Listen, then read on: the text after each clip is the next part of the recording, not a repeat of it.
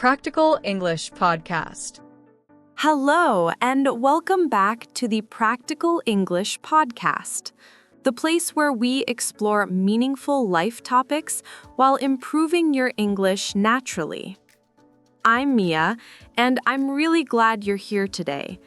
Whether you're commuting to work, taking a walk, studying at your desk, or just relaxing with your headphones on, thank you for spending this time with me.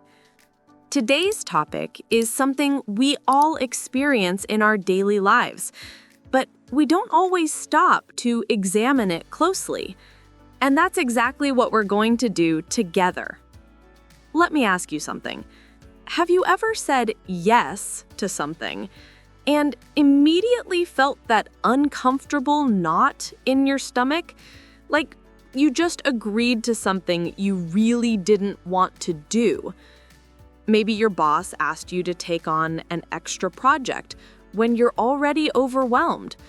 Or a friend invited you to an event, and even though you're exhausted and desperately need rest, you heard yourself saying, "Sure, I'd love to come."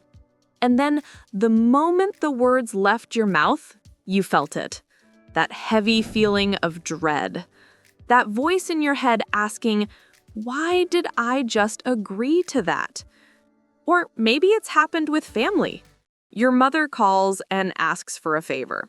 You already have plans. You already feel stretched too thin. But somehow, the word no just won't come out.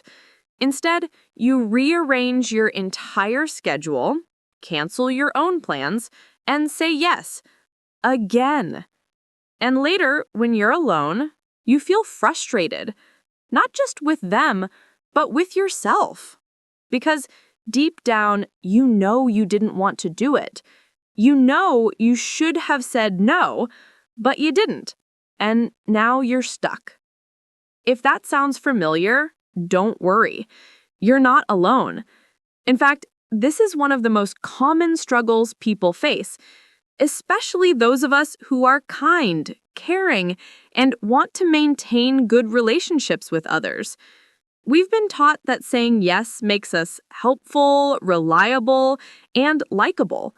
But what we often don't realize is that saying yes when we mean no comes with a cost to our time, our energy, our peace of mind, and sometimes even our sense of self. That's what today's episode is all about.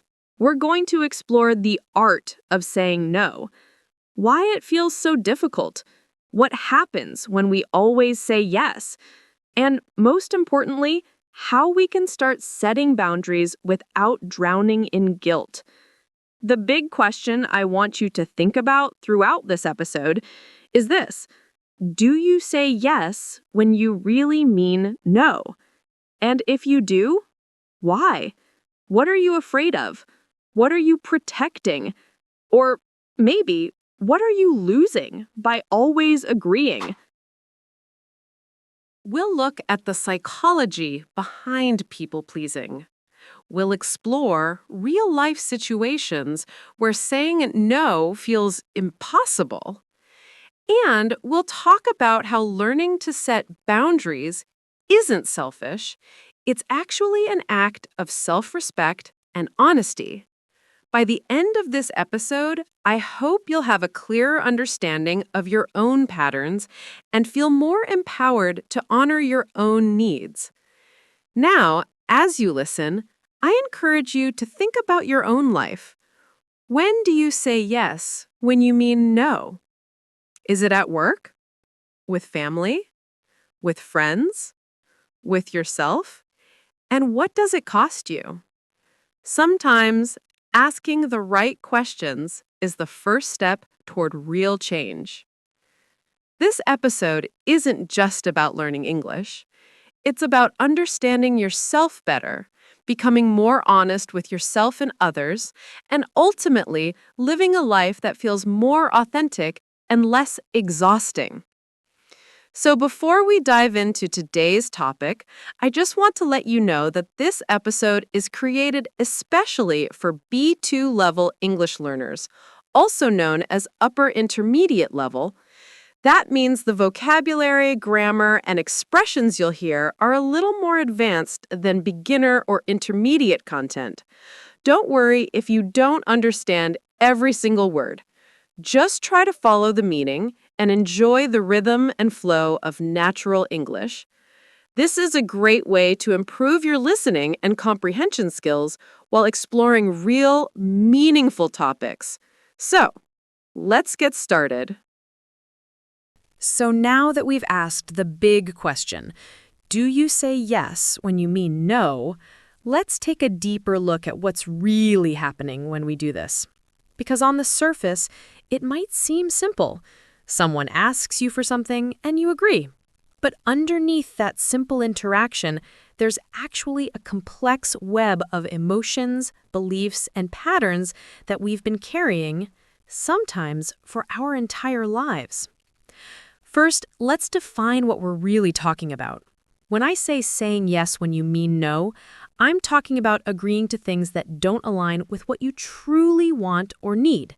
It's about giving your time, energy, or attention to something or someone when you'd rather not. And here's the key part. It's not about being helpful or kind. It's about doing things out of obligation, fear, or guilt, rather than genuine desire. Now, this is closely related to something called boundaries. You've probably heard this word before. Boundaries are like invisible lines that define where you end and someone else begins. They're the limits you set to protect your time, your energy, your emotions, and your well-being. When you have healthy boundaries, you can say no without feeling guilty. You can prioritize your own needs without feeling selfish. But when your boundaries are weak or non-existent, you end up saying yes to everything, even when it hurts you. There's also a difference between being helpful and being a people pleaser. Being helpful means you choose to assist someone because you genuinely want to, and it doesn't compromise your own well-being. Being a people pleaser means you say yes out of fear of disappointing others, fear of conflict, or fear of being rejected. The motivation is different. One comes from generosity, the other comes from fear. Let me give you a visual metaphor. Imagine your time and energy are like a bank account. Every time you say yes to something, you're making a withdrawal. Now, if you're only saying yes to things that truly matter to you, things that bring you joy, growth, or fulfillment, then your withdrawals are balanced with deposits. You're investing in things that give back to you. But when you say yes to everything, especially things you don't want to do, you're making withdrawals without any deposits. Eventually, you go bankrupt. You're exhausted, resentful, and you have nothing left to give, not even to yourself. So why do we do this? Why do so many of us struggle to say no? Well, there are a few deep psychological reasons. The first one is fear of rejection. Many of us learned early in life that saying no could lead to rejection, disappointment, or even punishment. Maybe as children, when we said no to our parents, we were told we were being difficult or disrespectful. Maybe we learned that to be loved, we had to be agreeable and accommodating. Over time, that belief became ingrained. We started to associate saying no with being a bad person, with being selfish or unkind. And so to avoid that painful feeling of rejection, we learn to always say yes. Another reason is the need for approval. We all want to be liked. We want to be seen as helpful, reliable, and kind. And there's nothing wrong with that. But when that need becomes so strong that we sacrifice our own needs to gain approval from others, we're in trouble. We start bending ourselves into shapes that don't fit us, just to make other people happy. And the irony is the more we do this, the less authentic we become. We start to lose touch with who we really are and what we actually want. Then there's cultural conditioning. In many cultures around the world, putting others first is considered a virtue. being selfless, being accommodating, always helping others, these are seen as admirable qualities. And they are, to a point. But when this belief becomes extreme, when we're taught that our own needs don't matter as much as other people's needs, we end up living lives of quiet exhaustion and resentment. We become martyrs, sacrificing ourselves on the altar of other people's expectations. Now let's talk about what happens when we always say yes. What are the consequences? The first one is resentment. When you say yes but feel no inside, something starts to build. At first, it's just a small feeling of frustration. But over time, that frustration grows into resentment. You start to resent the person who asked. You start to resent yourself for agreeing. And eventually, that resentment can poison your relationships. Because even though you agreed with a smile, inside you're angry. And that anger has to go somewhere. The second consequence is burnout. When you're constantly giving your time and energy to things you don't want to do, you eventually run out of fuel. You feel exhausted, overwhelmed, and depleted. You might even start to feel numb, like you're just going through the motions of life without actually living it. Burnout isn't just about being tired. It's about losing your sense of purpose, your passion, and your joy. And it often happens because we've been saying yes to everyone else and no to ourselves. The third consequence is loss of authenticity.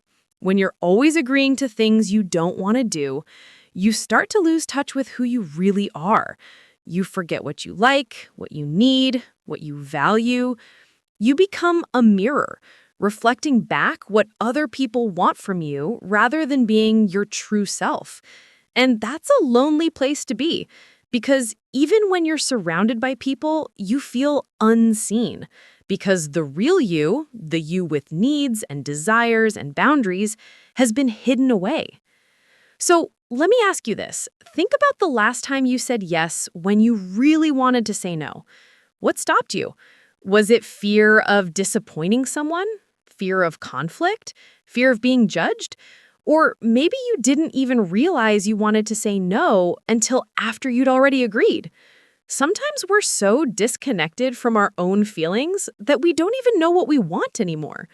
We've been trained to prioritize everyone else's needs over our own for so long that we've forgotten how to listen to ourselves. And here's something important to understand. Saying yes when you mean no isn't just about being nice. It's often a coping mechanism. It's a way to avoid uncomfortable emotions like guilt, fear, or conflict. It feels safer to just agree than to risk someone being upset with us. But what we don't realize is that by avoiding short-term discomfort, we're creating long-term pain, because every time we betray ourselves, every time we ignore our own needs, we chip away at our self-respect, our confidence, and our well-being. So if you've been struggling with this, I want you to know it's not your fault. You're not weak, you're not broken. You've simply learned a pattern that once served you, perhaps as a way to stay safe, to be loved, to avoid conflict. But now that pattern is costing you more than it's giving you. And the good news is patterns can be changed, boundaries can be learned, and saying no can become easier. It won't happen overnight, but it will happen if you commit to it. Now that we understand why we say yes when we mean no, let's look at some real-life situations where this shows up. Because understanding the theory is one thing, but recognizing it in your own life is what creates real change. So I'm going to walk you through 4 common scenarios, and I want you to see if any of them sound familiar. Situation number 1, at work. Imagine this. You're already working on 3 urgent projects. Your deadline is tomorrow, you're stressed, you're behind, and you're barely keeping your head above water.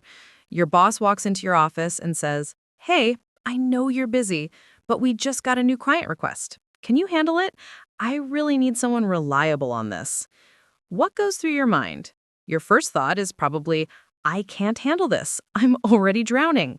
But what comes out of your mouth? Sure, no problem. I'll take care of it. And then the moment your boss leaves, you feel it. That sinking feeling in your chest, that overwhelming sense of dread. You know you just overcommitted. You know you're going to have to stay late, cancel your evening plans, and work through the weekend. But you couldn't say no. Why? Because you were afraid of seeming incompetent. You were afraid of disappointing your boss. You were afraid that if you said no, you'd be seen as lazy, unreliable, or not a team player. Maybe you were even afraid of losing your job. So you say yes. And then you spend the next few days exhausted, frustrated, and resentful. You stay late at the office, you miss dinner with your family, you barely sleep, and all the while you're thinking, why did I agree to this? The truth is, in that moment, it felt like you didn't have a choice.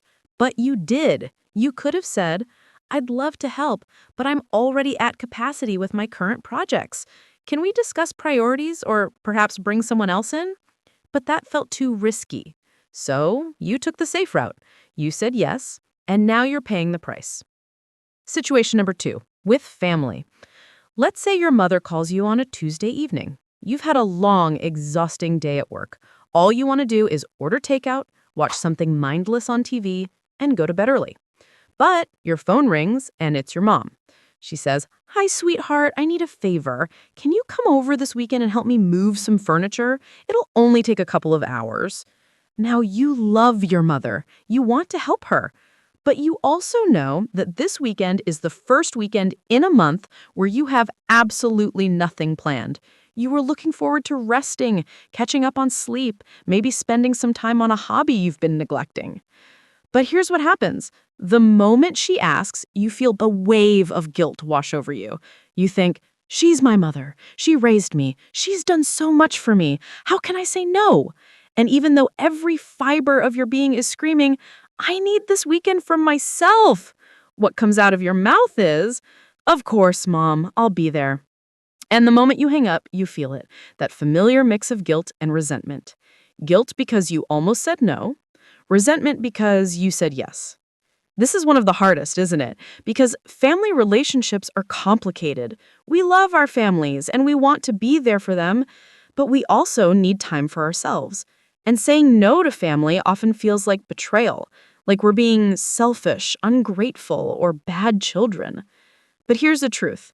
Taking care of yourself isn't selfish. It's necessary. And people who truly love you will understand that. But if you never say no, if you never set boundaries, they'll keep asking. Not because they're trying to take advantage of you, but because they don't know you need space unless you tell them. Situation number 3, with friends. Picture this. A friend invites you to a party on Friday night. It's been a brutal week. You're mentally and physically exhausted. All you want to do is stay home, take a long bath, read a book, and recharge. But your friend is excited about this party. She really wants you to come. And you think, if I say no, will she be upset? Will she think I'm boring? Will she stop inviting me to things? So, even though you really don't want to go, you say yes.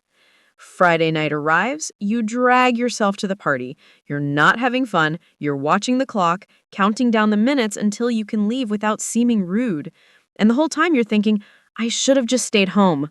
But you didn't because you were afraid. Afraid of missing out, afraid of being judged, afraid of disappointing your friend. This is called FOMO, fear of missing out. It's that nagging feeling that if you say no, something amazing will happen without you, and you'll regret it. But here's the reality. You went to the party, and you were miserable. You didn't miss out on anything by saying no. You would have missed out on your own rest and peace. And this is a pattern, isn't it? You keep saying yes to social invitations even when you don't want to go. And then you wonder why you feel so drained, so disconnected from yourself. It's because you're living according to other people's schedules, other people's desires, rather than your own. And over time, that disconnection grows.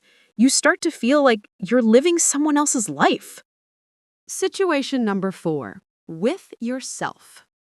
This one might surprise you, but sometimes the hardest person to say no to is yourself. Let me explain. You promise yourself that tonight you're going to rest. You're going to turn off your phone, ignore your emails, and just relax. But then, as you're sitting down to unwind, you see your laptop. And you think, maybe I should just check one email, just one. And then one email turns into 10. And before you know it, you've spent your entire evening working. Again. Or maybe you promise yourself you'll eat healthy this week. But then stress hits and you find yourself reaching for junk food, breaking the promise you made to yourself. Or you promise yourself you'll go to bed early, but you stay up scrolling through social media for 2 hours. Every time you break a promise to yourself, you're essentially saying no to your own needs. And over time, this erodes your self-trust. You stop believing in your own word. You stop respecting your own boundaries. And if you can't say no to yourself, how can you say no to others? This is what we call self-betrayal. And it's just as damaging as saying yes to others when you mean no. Because the relationship you have with yourself is the foundation of every other relationship in your life. If you don't respect your own boundaries, how can you expect others to respect them? So let me ask you, which of these situations feels most familiar to you? Where do you struggle the most? Is it at work, where you feel pressured to perform and prove yourself? Is it with family, where guilt and obligation run deep? Is it with friends, where you fear being left out or judged? Or is it with yourself, where you constantly break promises and ignore your own needs? There's no right or wrong answer, but noticing your patterns is the first step to changing them. So, we've talked about why saying no is so hard and where it shows up in our lives. Now let's talk about the shift. How do we actually start saying no without drowning in guilt? How do we set boundaries without feeling like terrible people? This is where real change begins. The first step is to reframe what saying no means. For most of us, we've been taught that saying no is negative, that it's selfish or unkind. But what if I told you that saying no is actually an act of honesty and self-respect? When you say no to something that doesn't serve you, you're being truthful. You're being authentic. And you're respecting yourself enough to honor your own needs. Saying no isn't selfish. It's self-care. Here's another way to think about it. Every time you say yes to something, you're also saying no to something else. When you say yes to working late, you're saying no to spending time with your family. When you say yes to that party you don't want to attend, you're saying no to rest and recharging. So the question isn't whether you're going to say no. You're always saying no to something. The question is, what are you saying no? To other people's requests? Or your own needs? Let me say that again because it's important. When you say no to something that doesn't align with your values or your well-being, you're saying yes to something that does. You're saying yes to your own priorities. You're saying yes to your health, your peace, your authenticity. And that's not selfish. That's wise. Now, the second step is to understand your priorities. This is crucial. If you don't know what truly matters to you, every request will feel equally important. And when everything feels important, you can't prioritize. You end up reacting to whatever is in front of you, whatever is loudest, whatever is most urgent.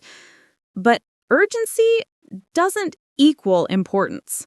Just because someone needs something from you right now doesn't mean you have to drop everything to give it to them. So take some time to ask yourself, what really matters to me? What are my core values? What do I need to protect in order to stay healthy, happy, and balanced? Maybe it's time with your family. Maybe it's your creative work. Maybe it's your mental health, your alone time, your physical well-being. Whatever it is, Get clear on it. Write it down. Because when you know your priorities, it becomes easier to say no to things that don't align with them. Let's move to step 3, understanding the different types of no. You don't always have to say no in the same way. There are different approaches, and you can choose the one that feels right for the situation. The first type is the direct no. This is clear and straightforward. I can't help with that. I'm not able to do that.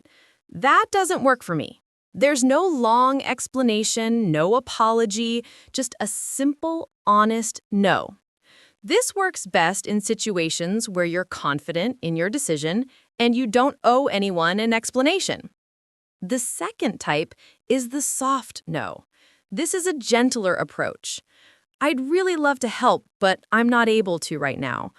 I appreciate you thinking of me, but I have to pass on this one. That sounds great, but it's not a good fit for me at the moment. The soft no acknowledges the other person's request and shows appreciation, but still sets the boundary. This is useful when you want to maintain a good relationship, but still protect your time and energy. The third type is the conditional no. This is when you're open to saying yes, but not right now or not in this way. I can't do it this week, but I might be able to help next month. I can't take on the whole project, but I can help with this specific part. I can't commit to a regular thing, but I can do it this one time. This shows flexibility and willingness while still setting limits. And finally, there's the alternative no. This is when you can't do what's being asked, but you offer a different solution. I can't come to the event, but I'd love to catch up with you over coffee next week. I can't help with that, but I know someone who might be able to. This keeps the relationship intact while still protecting your boundaries. Now, let's address the elephant in the room: guilt. Even when you know saying no is the right thing to do, even when you've reframed it in your mind, guilt will probably still show up. And that's normal. Remember, you've been conditioned for years, maybe your whole life, to say yes. You've associated saying no with being a bad person. So when you start setting boundaries, your brain will panic. It will flood you with guilt, trying to get you to go back to the old pattern, because the old pattern feels safe, even if it's harmful. But here's what you need to understand. Guilt is not a sign that you did something wrong. It's a sign that you're breaking an old pattern. It's a sign that you're changing. And change is uncomfortable. But discomfort doesn't mean you're on the wrong path. In fact, it often means you're on the right path. You're unlearning something that no longer serves you, and that takes courage. So when guilt shows up, don't try to push it away. Acknowledge it. I feel guilty right now, and that's okay. I'm learning something new. And then ask yourself, is this guilt based on reality, or is it based on old beliefs that no longer serve me? Most of the time, it's the latter. You're not actually hurting anyone by taking care of yourself. You're not actually being selfish by honoring your own needs. The guilt is just an echo of old programming. And the more you practice saying no, the quieter that guilt will become. Let me give you some practical phrases you can use when you need to say no. These are gentle but firm, and they can be adapted to any situation. First, I appreciate you thinking of me, but I'm not able to commit to that right now. This shows gratitude while setting a boundary. Second, that doesn't work for me at the moment, but I hope you find someone who can help. This is direct but kind. Third, I need to check my schedule and get back to you. This buys you time to think before committing. Fourth, I'm not comfortable with that. This is clear and doesn't require an explanation. And finally, I'd rather not commit if I can't give it my full effort. This shows integrity and self-awareness. Notice that none of these phrases are mean or harsh. They're honest. And honesty is the foundation of healthy relationships. People who truly respect you will understand when you set boundaries. And if someone gets angry or tries to guilt trip you for saying no, that's actually valuable information. It tells you that they don't respect your autonomy, and that's something you need to know. Now, here's a really important point. Start small. You don't have to say no to everything tomorrow. You don't have to completely overhaul your life overnight. That would be overwhelming, and it would set you up for failure. Instead, start with low-stakes situations. Maybe it's saying no to a small request from a colleague. Maybe it's declining a social invitation that doesn't excite you. Maybe it's telling yourself no when you're tempted to check work emails after hours. Practice in situations where the consequences are minimal. Build the muscle. Get comfortable with the discomfort. And over time, saying no will become easier and more natural.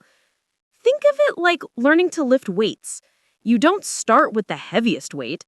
You start with something manageable, and you gradually increase the load as you get stronger.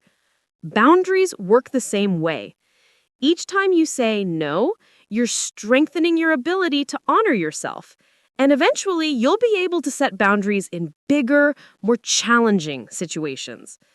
And remember, saying no doesn't mean you never help anyone. It doesn't mean you become cold or selfish. It means you become intentional. You help when you genuinely want to, when it aligns with your values, and when it doesn't compromise your well-being. And when you help from that place, your help is so much more meaningful because it comes from genuine generosity, not from fear or obligation. So, we've covered a lot of practical strategies for saying no. But before we wrap up, I want to address something deeper. Because I know some of you are probably thinking, but won't people think I'm selfish? Won't I lose relationships if I start setting boundaries? And that's a valid fear. It's a fear that keeps many people trapped in patterns of people-pleasing for their entire lives. So let's talk about it honestly. First, let's address the fear of being seen as selfish. Here's the truth. Healthy boundaries don't make you selfish. They make you honest. When you say yes to everything, you might seem selfless on the surface, but underneath, you're often resentful, exhausted, and disconnected. You're giving from an empty cup, and that kind of giving isn't sustainable. It breeds bitterness. On the other hand, when you set boundaries, when you say no to things that don't serve you, you're able to give to others from a place of fullness, not depletion.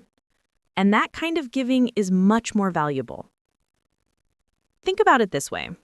If you had a friend who always said yes to you, but you could sense their resentment, their exhaustion, their lack of genuine enthusiasm, would you want them to keep saying yes? Or would you rather they were honest with you? Most of us would choose honesty, because real relationships are built on authenticity, not on one person constantly sacrificing themselves to please the other. There's also a paradox at play here. When you try to please everyone, when you say yes to everything, you actually end up resenting everyone because you feel like everyone is taking from you, like everyone is demanding your time and energy. But the truth is, they're not taking anything from you. You're giving it away. And you're giving it away because you're afraid to say no. So the resentment isn't really about them. It's about you not honoring yourself. Now, let's talk about what real relationships look like. People who truly care about you, people who respect you, will understand when you set boundaries. They might be surprised at first, especially if you've been a yes person for a long time. They might even push back a little because change is uncomfortable for everyone. But if they genuinely care about you, they'll respect your decision. They'll adjust. And your relationship will actually become healthier because it's based on honesty rather than obligation. On the other hand, if someone gets angry, if they guilt trip you, if they try to manipulate you into saying yes, That's important information. It tells you that they're more interested in what you can do for them than in your well-being. And that's not a healthy relationship. That's a transactional relationship. You're not a friend to them, you're a resource. And recognizing that is painful, but it's also liberating because it allows you to make conscious choices about who you want in your life. Here's something else to consider. When you always say yes, you're actually training people to expect that from you. You're teaching them that your time and energy are always available, no matter what. And then when you finally do say no, they're shocked. They might even be upset. But that's not because you did something wrong. It's because you've changed the dynamic. And change is always uncomfortable at first. But that doesn't mean it's wrong. It means it's necessary. I also want to talk about self-compassion, because as you start setting boundaries, you're going to make mistakes. You're going to say no when maybe you should have said yes, or you're going to say yes when you meant to say no. You're going to feel guilty, confused, and unsure, and that's okay. Be kind to yourself. You're learning a new skill. You're unlearning decades of conditioning. That takes time. That takes practice. So give yourself permission to be imperfect. Give yourself grace as you navigate this process. And finally, I want you to imagine something. Imagine a version of your life where you only said yes to things that truly mattered to you, where you only gave your time and energy to people and projects that aligned with your values, where you felt free to decline things without guilt, without fear, without resentment. What would that life look like? How would it feel? Who would you be in that life? Take a moment and really picture it, because that life is possible. It's not a fantasy. It's a choice. And it starts with one small no, one small boundary, one small act of self-respect. Saying no doesn't make you cold. It makes you honest. It doesn't make you selfish. It makes you self-aware. And it doesn't push people away. It attracts the right people, people who respect you, people who value you for who you are, not for what you can do for them. That's the kind of life that's worth building. And it starts with the courage to say no. So let's take a deep breath together and look back on everything we've talked about today. It's been a full conversation, hasn't it? But an important one, because the difference between saying yes when you mean yes and saying yes when you mean no is actually the difference between living authentically and living out of fear. We started with a simple but powerful question. Do you say yes when you mean no? And we explored why this happens. We talked about fear of rejection, the need for approval, and cultural conditioning. We looked at the consequences of always saying yes, the resentment, the burnout, the loss of authenticity. We walked through real-life situations where this pattern shows up, at work, with family, with friends, and even with ourselves. Then we made the shift. We talked about how saying no is not selfish, it's honest. We explored different types of no, and we addressed the guilt that inevitably comes when you start setting boundaries.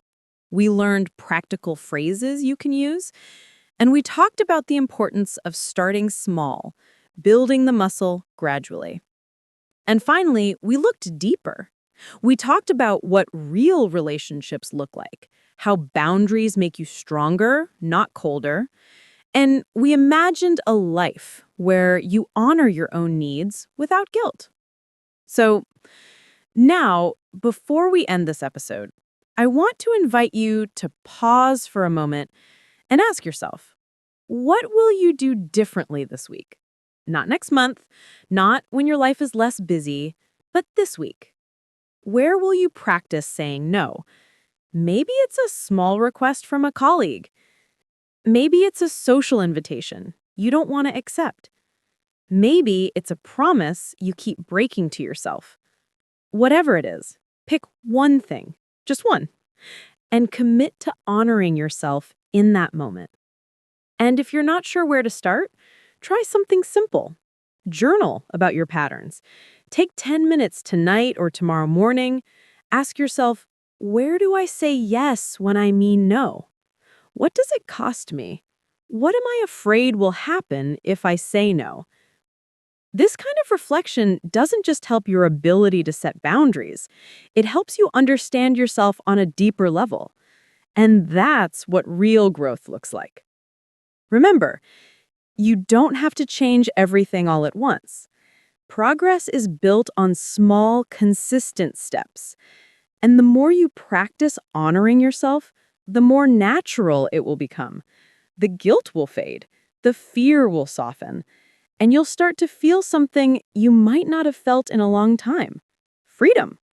The freedom to be yourself. The freedom to live according to your own values, not other people's expectations. Thank you so much for spending this time with me here on the Practical English podcast. I hope today's episode gave you not only helpful English listening practice, but also a new way to think about your boundaries, your needs, and your relationships. You have the ability to shape your days. And when you shape your days, you shape your life. So, what's your next step? Take it with courage. Take it with clarity. And always remember, you deserve to honor yourself. Until next time, take care.